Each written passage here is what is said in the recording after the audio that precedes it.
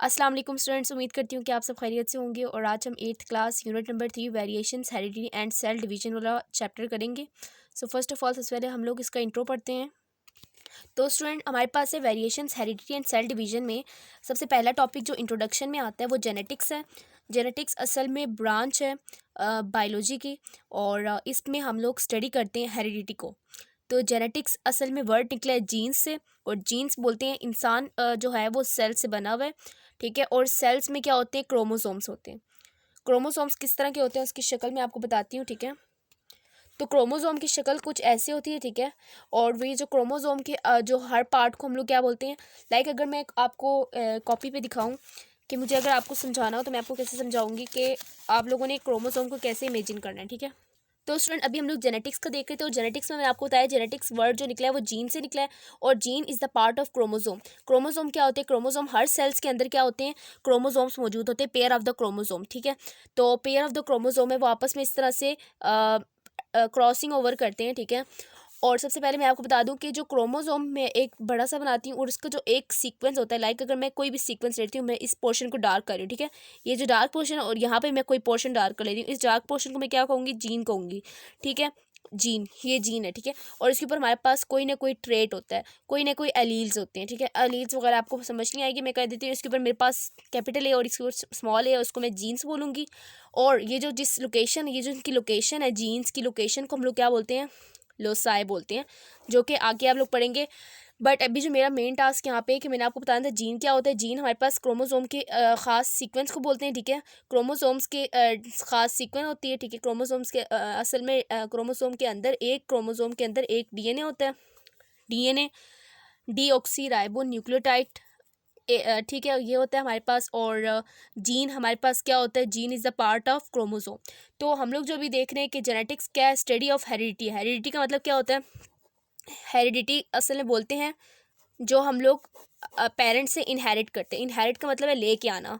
तो जो लेके आते हैं, क्या लेके आते हैं हम लोग अपने पेरेंट्स से, हम लोग अपने पेरेंट्स से कुछ ट्रेड्स लेके आते हैं। ट्रेड्स असल में होती क्या है, ट्रेड्स को बोलते हैं कुछ हम लोग फीचर्स, हम लोग अपने आई कलर जो होता है वो हम लोग किससे लेके आते हैं, पेरेंट्स से लेके आते हैं।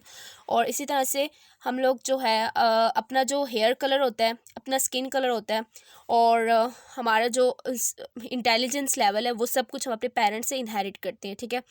पेरेंट्स या फिर पेरेंट्स से ही मतलब बोल सकते हैं, पेरेंट्स से हम लोग इनहेरिट करते हैं। तो इसको हम लोग क्या बोलते हैं, इस प्रोसेस को हम लोग बोलते हैं हेरिडिटी। हम लोग ये हेरिडिटी में कुछ ना कुछ अपने पेरेंट्स से लेके आते हैं। जो हम लोग लेके आते हैं, यानी स्किन कलर हो गया, हेयर कलर हो गया, आई कलर हो गया, और इसी तरह से मेरे पास है इंटेलिजेंस लेवल, और जो मेरी आई साइट होगी, आई साइट की जो वीकनेस और वो सब कुछ, ये मेरे कहाँ से आता है, ये पेरेंट्स से आता है। और इन तमाम को हम लोग क्या बोलते हैं, ट्रेड्स बोलते हैं। तो हम लोग अपने टॉपिक की तरफ दोबारा वापस चलते हैं, ठीक है। तो पहले हमें कहा हुआ है कि since thousands of years human understood that certain physical characteristics could be transmitted from one generation to another. तो हज़ारों सालों से अब इंसानों को पता चल गया है, समझ गए इंसान के कुछ ना कुछ फिजिकल ट्रेट्स होते हैं, कैरेक्टरिस्टिक खसूसियात जो होती हैं वो ट्रांसमिट होती हैं एक नस्ल से दूसरी नस्ल में, ठीक है। मतलब ये कि पेरेंट्स से ऑफस्प्रिंग में, देन पेरेंट्स से ऑफस्प्रिंग, इसी तरह होता रहता है। फिर हमें क्या कहा हुआ है कि ट्रेड्स सच एज, अब ट्रेड्स के बारे में बताया कि मैं आपको बता चुकी हूँ ट्रेड्स किसको बोलते हैं, जैसे कि आई कलर हो गया, स्किन कलर हो गया, हमारी हाइट होगी, हमारी हेयर का टेक्सचर हो गया, लाइक हमारा हेयर का कलर क्या है, हमारा हेयर किस तरह का है, ठीक है, उस तरह से रफ है या फिर प्लेन है, जो भी है। तो वो हम लोग कहाँ से लेके आते हैं, as are passed from parents to offspring. ये पेरेंट्स से ऑफस्प्रिंग में आता है, ऑफस्प्रिंग मतलब चिल्ड्रंस होते हैं, ठीक है। Each individual has some feature, हर इंडिविजुअल में, हर हर इंसान में क्या होता है, कुछ ना कुछ फीचर होते हैं जो कि आइडेंटिकल टू पेरेंट्स होते हैं, अपने पेरेंट्स की तरह होते हैं, अपने वालिदैन की तरह होते हैं, या ग्रैंड पेरेंट्स की तरह होते हैं, अपने दादा दादी नाना नानी की तरह होते हैं, या अपने सिबलिंग्स की तरह होते हैं, बहन भाइयों की तरह होते हैं। तो हर घर में कोई ना कोई बंदा सेम होता है, लाइक अगर बहन भाई में तो बहन भाई भी सेम हो सकते हैं। अगर मैं पेरेंट्स से बात करूँ तो कोई बच्चा या बच्ची पेरेंट्स से मिलता होगा, ठीक है, पेरेंट्स यानी मदर और फादर दोनों से, या फिर इसी तरह कोई ना कोई अपने ग्रैंड पेरेंट्स से मिलता भी होगा, ठीक है।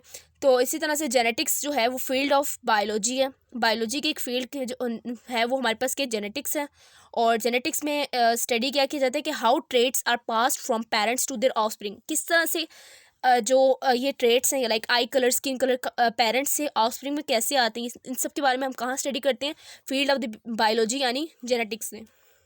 तो the passing of traits in next generation is known as heredity. अब ये जो ट्रेड्स का जो पास करना है, अभी मैंने आपको बताया हेरिडिटी क्या होता है कि हम लोग अपने पेरेंट्स से जो लेके आते हैं। लाइक अगर मैं इंटेलिजेंस लेवल लेके आ रही हूँ तो वो अपने पेरेंट्स से लेके आ रही हूँ, इसको मैं क्या कहूँगी, इस पासिंग ऑफ ट्रेड्स जो कि नेक्स्ट जनरेशन होते हैं, नस्ल दर नस्ल, जिस तरह हम लोग कहते हैं लोक कहानियाँ वगैरह, नस्ल दर नस्ल क्या होती रहती हैं, पास होती रहती हैं। तो इसको हम लोग क्या बोल सकते हैं, हेरिडिटी बोल सकते हैं, यानी हम लोग विरासत में लेके आते हैं। Therefore genetics is the study of heredity. इसीलिए हम लोग कहते हैं कि जेनेटिक क्या है, स्टडी ऑफ हेरिडिटी, यानी वो चीज़ें हैं जो हम अपने जनरेशन्स, पिछली जनरेशन से लेके आते हैं, ग्रैंड पेरेंट्स से, पेरेंट्स से, और इसी तरह से सिबलिंग्स से, या सिबलिंग्स आइडेंटिकल हो भी सकते हैं, ठीक है। अब इसके बाद हमारे पास है कि वेरिएशंस किसे बोलते हैं। वेरिएशन हमारे पास होता है कि चेंज होना, चेंजिंग आनी, ठीक है। चेंजिंग को हम लोग क्या बोलते हैं, वेरिएशन हम लोग कहते हैं कि वेरी कर रहा है, टेम्परेचर वेरी कर रहा है, मतलब टेम्परेचर चेंज हो रहा है, आप आहिस्ता आहिस्ता कभी बढ़ रहा है, कभी कम हो रहा है, इसी तरह इसको हम लोग क्या बोलते हैं, चेंज हो रहा है, वेरी कर रहा है। तो दो इंडिविजुअल जो कि प्रोड्यूस होते हैं sexually are never genetically identical. Sexually word का आपको नहीं पता होगा, तो मैं इसको अगर इजी वर्ड में बताना चाहूँ तो coming together of genetic material, मतलब जो दो इंडिविजुअल होते हैं, दो जो बंदे होते हैं जो कि प्रोड्यूस होते हैं, कोई भी इंडिविजुअल दो प्रोड्यूस होता है जो जेनेटिक मटेरियल के पास आने से, यानी जो फादर मदर हैं, तो वो कभी भी उनके जो ऑफस्प्रिंग होते हैं वो कभी भी आइडेंटिकल, जेनेटिकली बिल्कुल आइडेंटिकल नहीं होते। लाइक अगर देखें कि जो हमारा जो स्किन कलर है, हेयर कलर है, आई कलर है, और जो हमारा हाइट है, वो सब के सब एक ही पेरेंट से नहीं आता, यानी सिर्फ फादर से नहीं आता या फिर सिर्फ मदर से नहीं आता, बल्कि दोनों से मिक्स होके आता है, ठीक है। Variations are differences in traits. Variation क्या होती है, डिफरेंसेस यानी चेंजिंग, यानी दोनों में फ़र्क होना। वेरिएशन क्या होती है, असल में डिफरेंसेस होती है, चेंजिंग होती है ट्रेड्स में। यानी ट्रेड्स मैंने आपको बता दिया अगेन कि जो हमारे eye colour, skin colour, hair colour, और इसी तरह से हेयर टेक्सचर और हाइट, ये सब कुछ क्या है, वेरिएशंस। इसको वेरिएशन क्या होता है असल में, इस ट्रेड्स में डिफरेंसेस को बोलते हैं, जो कि individual of the same species में भी पाया जाता है। लाइक अगर घर की बात करें, घर में भी सबका हेयर कलर सेम नहीं होगा, सबका स्किन कलर भी सेम नहीं होगा, और इसी तरह से सबके आई कलर, यानी किसी के जो आई लेंसेज है वो ब्लैक हो सकते हैं, किसी के ब्राउन हो सकते हैं, इस तरह से, तो वो वेरी भी करता है, ठीक है। सेम स्पीशी में भी क्या होता है, वेरिएशन होती है। तो इसके बाद हमारे पास क्या है कि variations within the species are essential for the survival of species. तो ये जो वेरिएशन होती है, चेंजिंग जो होती है, ये जो किसी भी स्पीशीज़ के दरमियान में, यानी ऑर्गेनिजम्स के दरमियान में, जानदारों के दरमियान में, किसी भी चीज़ों के दरमियान में जो वेरिएशन आती है, लाइक अगर हम लोग फ्रॉक्स में देखें, मेंढक वगैरह में देखें, तो उनमें भी थोड़ी चेंजिंग होती है, कुछ बड़े होंगे तो कुछ के जो पाँव है वो कुछ अजीब से होंगे, ठीक है। लाइक अगर टॉट की बात करें तो वो भी मेंढक के उसमें आता है, लेकिन वो हमारे पास क्या है, थोड़ी चेंज है, वेरी कर रही है उनसे। तो ये वेरिएशन जो है स्पीशीज़ के दरमियान में वो ज़रूरी होती है उन स्पीशीज़ के सर्वाइवल के लिए, क्योंकि अब ये जो इनके जो अंदर जो चेंजिंग जो आती है ना किसी भी स्पीशीज़ के दरमियान में, वो उनके सर्वाइवल, ज़िंदगी के लिए ज़रूरी होती है कि अब उनको उसी लिहाज से अपनी चीज़ों को ढूंढना पड़ता है। अगर सब सेम होते तो वो सब के सब एक ही चीज़ को पाने की जस्तजू करते, ठीक है, तो उनके लिए सर्वाइवल उनके लिए मुश्किल हो जाती। सो अब जो वेरिएशन जो है ना, वो सर्वाइवल के लिए इसीलिए ज़रूरी है कि उससे हर बंदा अपनी अपनी उनकी मतलब नीड जो होती है, सब हर बंदे की अलग अलग होती है। अब जो सेक्शुअली रिप्रोड्यूसिंग ऑर्गेनिज्म होती है, in sexually reproducing organism genetic variations are caused by sexually reproducing organisms. मैंने बात की है कि सेक्शुअली क्या होता है, coming together of genetic material, मतलब मदर एंड फादर में जेनेटिक वेरिएशन होते हैं, वो किस वजह से हो सकता है, क्रॉसिंग ओवर की वजह से। So what is the meaning of crossing over. Crossing over का भी नहीं पता होगा, जो आपको आगे फर्दर नेक्स्ट क्लास में पता चलेगा। Exchange of genes between homologous chromosomes. Like अगर मैं बात करूँ यहाँ पर, अगर मैं यहाँ पे एक क्रोमोसोम बना दूँ, दो क्रोमोसोम, यहाँ पे मैं एक क्रोमोसोम बना रही हूँ और यहाँ पे मैं इसके साथ इसका पेयर ही बना रही हूँ, ठीक है, एक पेरेंट का बना रही हूँ, और मैं यहाँ पे बात करूँ ये ख़ास रीजन है, ठीक है, और ये ख़ास रीजन और ये दूसरा है। अब इसने इसके साथ अपना वो पेयर जो है ना वो क्या करना है, एक्सचेंज करना है, ठीक है। अब ये कौन सा वाला है, इसको मैं फर्स्ट बोल रही हूँ और इसको मैं सेकंड बोल रही हूँ, इसको मैं फर्स्ट बोल रही हूँ। अब ये बात याद रखें कि फर्स्ट वाले में यहाँ पे ब्लैक था, अब यहाँ पे क्या हो गया, सेकंड वाले को इसने क्या कर दिया, ब्लैक कर दिया, और ये खुद क्या हो गया, मतलब इसका ये रीजन क्या हो गया, उसने इसके साथ एक्सचेंज कर लिया। तो इसको हम, इस प्रोसेस को हम लोग क्या बोलते हैं, क्रॉसिंग ओवर बोलते हैं। सो अगर आपको क्रॉसिंग ओवर का नहीं पता तो अब पता चल गया होगा कि फर्स्ट वाले में क्या था, ये पोर्शन ब्लैक था और उसको मैंने यहाँ पर सेकंड वाले के साथ लगाया। क्यों लगाया? इसको क्रॉसिंग ओवर ही बोलते हैं। तो मैंने बताया अभी आपको कि crossing over exchange of genes होता है। जीन्स किसी भी सीक्वेंस ऑफ डीएनए को बोल सकते हैं, ठीक है। मतलब एक ख़ास पोर्शन जो होता है क्रोमोसोम का उसको हम लोग क्या बोलते हैं? जीन बोलते हैं, ठीक है। तो इसमें हमारे पास क्या हुआ है कि एक्सचेंज ऑफ जीन हुआ है। होमोलोगस का मतलब क्या है कि जो हमें ज़ाहिरी तौर पर जो सेम नज़र आ रहा है, स्ट्रक्चरली जो हमें सेम नज़र आ रहा है। हम स्ट्रक्चर कैसे बोलते हैं कि मतलब खदोखाल। लाइक अगर मैं देख रही हूँ कि एक क्रोमोसोम अगर इस तरह से इसकी शक्ल बनी है तो दूसरे क्रोमोसोम की अगर ऐसी सेम टू सेम बनी हुई है तो मैं इसको क्या कहूँगी? होमोलोगस कहूँगी। बट अगर मैं एक बात कर रही हूँ कि एक मेरे पास क्रोमोसोम एस है और दूसरा मेरे पास थोड़ा सा चेंज है, बट मैं यहाँ पे क्या बात करूँगी कि यहाँ पर इसका और इसका फंक्शन दोनों का क्या है? फंक्शन अगर दोनों का सेम हो तो इस क्रोमोसोम को मैं क्या बोलूँगी? एनालोगस। क्रोमोसोम के बारे में उम्मीद करती हूँ कि आपने पढ़ा होगा, और अगर नहीं पढ़ा तो इंशाल्लाह नेक्स्ट लेक्चर में बनाने की कोशिश करूँगी, ठीक है। इसको बोलूँगी एनालोगस। तो सेम फंक्शन वालों को हम लोग एनालोगस बोलते हैं और सेम स्ट्रक्चर वालों को होमोलोगस बोलते हैं। तो इन वर्ड्स को आप लोगों ने याद रखना है। तो मैंने अभी आपको क्या बताया कि crossing over is the exchange of genes between homologous chromosome. Homologous मैंने आपको क्रोमोसोम बना के दिखाया था ये वाला, और इन्होंने आपस में एक दूसरे की क्रॉसिंग की और आपस में एक पोर्शन को क्या कर लिया? एक्सचेंज कर लिया। तो that's why it is called crossing over. अब इसके बाद नेक्स्ट है म्यूटेशंस। म्यूटेशंस क्या होता है?